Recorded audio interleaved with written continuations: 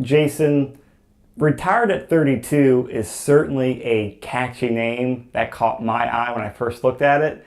And I mean, it intrigues me, but it also, I'm asking myself, is this guy the real deal? Is this website for real? I mean, just what's your story and what's this website about? I'm not surprised. You probably have seen a lot of things in this area. I mean, I see ads all the time, like on Facebook or on the side of the road or in an internet ad, just a lot of stuff along these lines. I think the best way, I can sit here and talk about like why I'm different and all this stuff, but I think just you asked me to tell my story. I think if I just kind of go into that, I think people will they'll decide whether I'm full of it or not. Whether I'm somebody that's really legit or somebody that has something to say about being retired at 32. I don't want to be too long-winded, but I'll just kind of go back just so people have a picture as to kind of where I got to this point. When I was about 25, I'd gotten out of business school, and I was still at that kind of confused stage in my life, but I had a good degree. I had a degree in accounting, a degree in finance. I really did that because I didn't know what else I wanted to do.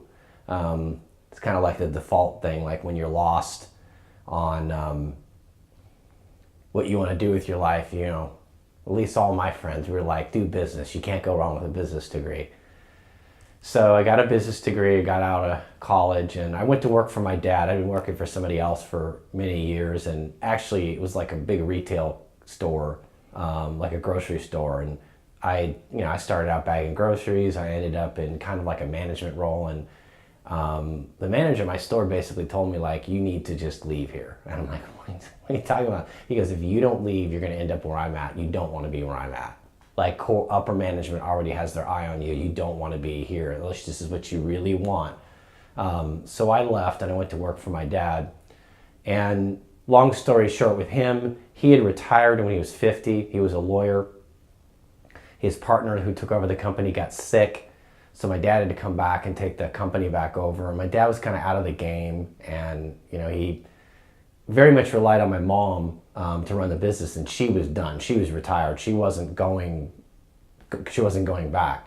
So my dad needed, talented, smart people to step in and run a lot of things. So I came in kind of like a very basic paralegal type role. He fortunately had a really good paralegal there. The guy mentored me. I got to know the business as far as the law and all that. But then after about a year, my dad started, he got really frustrated with the business. He just was at the age where he just didn't want to fight the uphill battle with the business like he did when he was young. So he gave me the business as far as running it, and I ran it for the last 6 years. I found myself in law school, and flash forward what ended up being 6 years, because I was there for a couple of years running things, and then I went to law school, and that was 4 years of night school. And I found myself going, okay, this is not what I want to do for the rest of my life. This is not the angle. So I basically decided in my 4th year of school that I don't want to do this. I'll finish law school, so I ended up getting my doctorate in law. I finished that because I always finish what I start, but I wasn't going to be a lawyer, so I started to look around, and that's kind of what brought me to the point of a new beginning for me. Like, my life was I turned it on a head. I read a few books on I guess, would you say, non-traditional finance, non-traditional money-making skills, and it kind of made me think differently from everything I learned in school. And so here I am, well, geez, now it's been 10 years. I'm actually 40 now, so I've been really kind of in a retirement mode for 8 years. And once I chose my path, it took me about 2.5 years to get to the point where I was, replacing that law firm income, and that's why the website's retired at 32.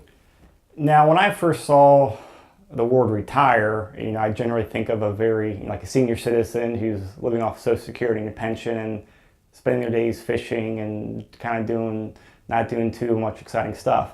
After I, looked at your site more in detail, you kind of have a different definition of retirement, at least from my point of view, because you're still active in doing stuff, and I think it's important for the viewer to kind of understand, how you retired at 32, but you're still doing things like this website. That's a good question. Actually, I'm glad you asked it, because I have a lot of people that ask me, well, if you're still retired, then why are you talking to me?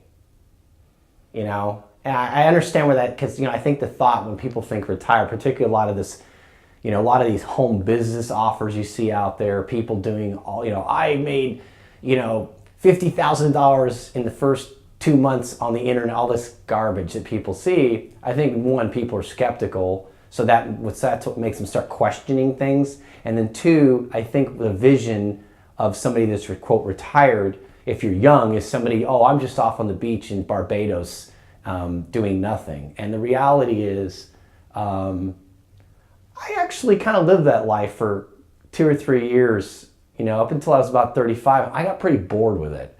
And what I learned was what retired was to me, and what I think it is to a lot of people, I just don't think they've considered it, is that you don't have to work if you don't want to. I still get up when I want. I go to bed when I want. I kind of work my own schedule. I go to the gym, yoga, do what I want when I want. I travel when I want because I have the money to do it and I have the time to do it. I'm not really tied to anything. To me, that's retired. And anyone that I know that's been, even retirement age, people that retire, they work all their life at a job, or they have a career at different jobs, however it may end up. The people that live the longest are the people that don't go in, quote, retirement mode or what we think. They're still always doing things. They're out there making a difference or doing something that's, having an impact on at least their circle of influence, if not society. So when you're young, that's particularly a dilemma that you face, and something that I had to face, and it's a great question. So yeah, I'm still doing things. I just don't have to. And I do it because, I guess just successful people, like, we get bored easily. We want to keep, there's only so much time I can spend sitting on the couch or, sitting on the beach. That's probably the best way to describe it. Now, my last question for you is, someone who's viewing this video and this website, what would you tell them to do to learn more, and what can they learn from you so they can kind of start working towards their own retirement? Well, I'd say first, drop your traditional understanding of what it takes to make it. Go to college, get a good job, all those things. Like, I'm not saying don't go to college. I'm just saying that I think people put too much weight into college and what it's going to do for them. It's kind of like my grandparents, they worked all their life for one company. So my parents put too much weight in getting a good job somewhere because your company would take care of you for the rest of your life. They don't do that anymore. So then the changing thought, well, my parents taught my age group to get a good education, and you'd always have a good job, even if it wasn't with the same group. Now it's different. That's the first thing. The second thing is, look at all the materials on my website. Just don't watch this one video. Don't be lazy. Actually be lazy. If you want to be that person who doesn't want to take the time to look at everything and get an understanding of my story and kind of the road I went on, then I don't really want to talk to you. It's like, I don't have time for lazy people. And I come across a lot of them. A lot of people that want to do what I'm doing. They want my lifestyle, but they really don't want to work for it. And that's basically it. Just taking the time to